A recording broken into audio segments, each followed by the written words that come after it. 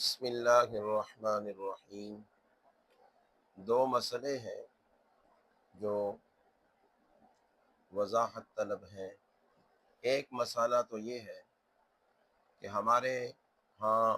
اکثر یہ ہوتا ہے، گھر میں جو کمانے والا اور سربراہ ہوتا ہے، مثلا والد ہے، تو والد اپنی طرف سے قربانی نہیں کرتا،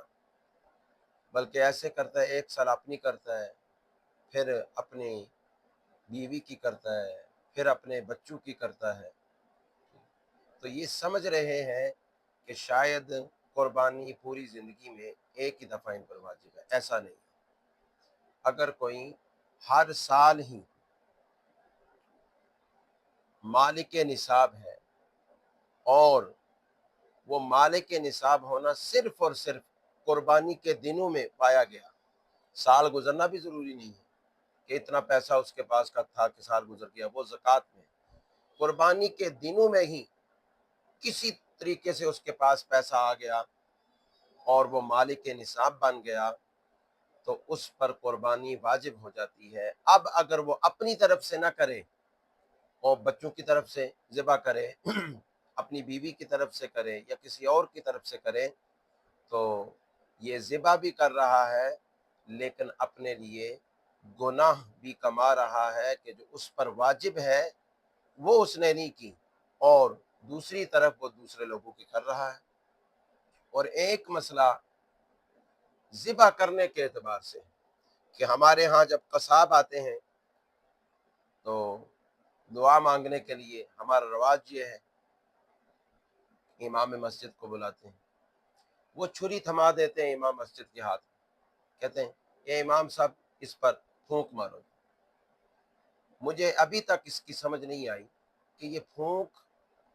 کیوں مرواتے ہیں، کیا وجہ ہے۔ شاید وہ یہ سمجھتے ہیں کہ ہم نے جو تکبیر پڑھنی ہے تو اس تکبیر کی جگہ امام صاحب کی پھونک کام کر جائے گی۔ ایسا نہیں ہے۔ اگر کوئی ایسے کرتا ہے